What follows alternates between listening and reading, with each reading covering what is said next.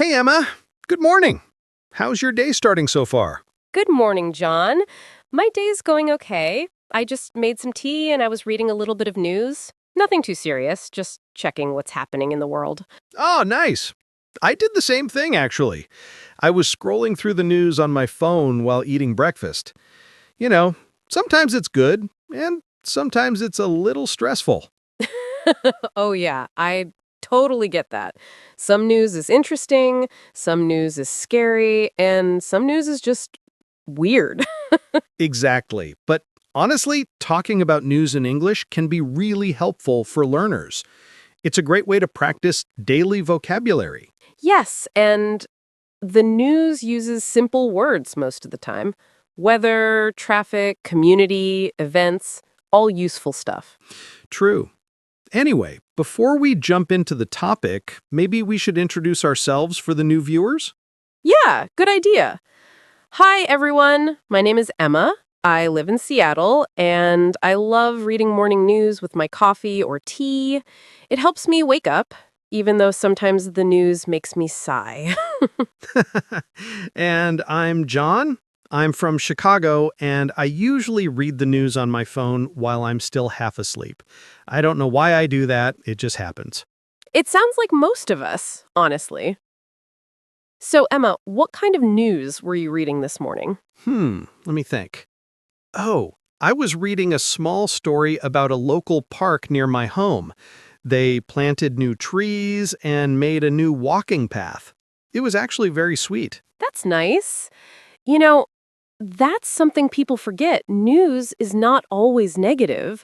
A lot of news is about simple, everyday things happening in your city. Exactly. For English learners, I always say, start with local news. It's easier, it's simple, and it helps you talk about your community. Yeah, like, there is a new store opening.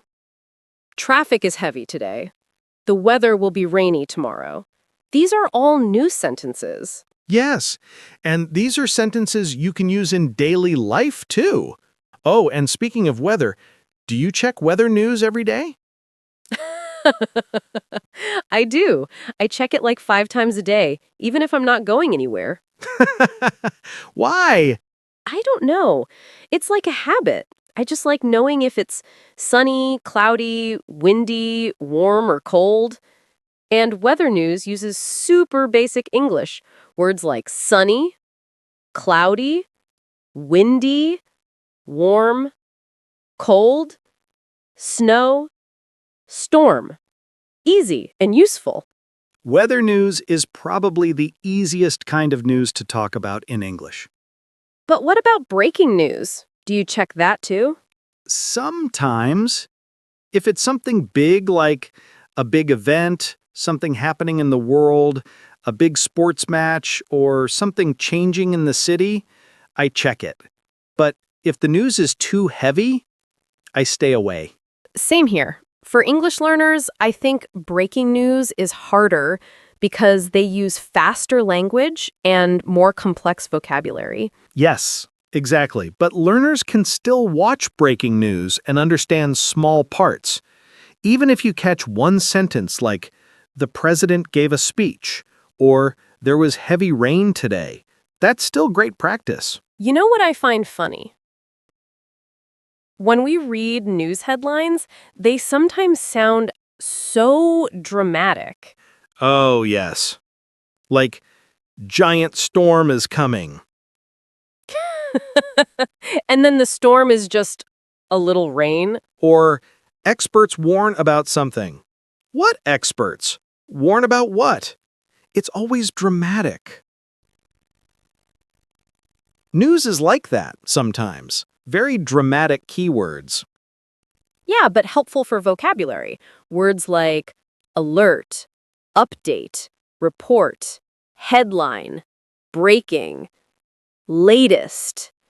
Very common words in English news. Oh, let me tell you a small personal story. Oh, yes, please. I love your stories. Okay, so last year I was reading online news early in the morning. The headline said, "Bear spotted in city." And I freaked out. I thought a huge bear was walking around near my home. Oh no, what happened? I read the full story, and it was a tiny black bear 25 miles away in a different town. The news made it sound like the bear was knocking on your door. Exactly. That's why reading the full article is important, not just headlines. Very true. For English learners, always read the full sentence. The headline is usually short and dramatic. Hey, maybe we should give learners some tips on how to talk about news in English. Oh, sure. Tip number 1. Use simple sentences. You don't need fancy English. Just say things like, I read a news about, or there was a story about, the report says, they talked about.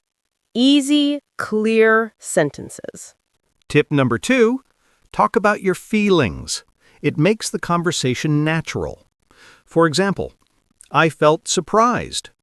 That made me happy. It was a little scary. I thought it was funny. Yes, feelings make your English sound more real. Tip number 3, ask questions. Like, did you hear about it? Did you see the news today? What do you think about it? You know what I love? Soft news. Stories about animals, kids, or cool community events. Same. Those stories are relaxing. Yesterday, I read a story about a dog who got lost and then found his family after 2 weeks. Aw, that's so sweet. Stories like that make my day. Yeah, I was smiling the whole time. See, that's another way to talk about news. It made me smile. It made me sad. It was interesting. Very natural English. Oh, and don't forget traffic news. I listen to that every morning when I drive. Yeah, that's very useful for learners too. Words like traffic jam, accident, delay, road closed, slow moving, heavy traffic. Everyone can talk about traffic news because it's part of everyday life. Maybe we should give a few sample sentences learners can practice. Good idea. I'll say one, then you say one. I heard the news this morning.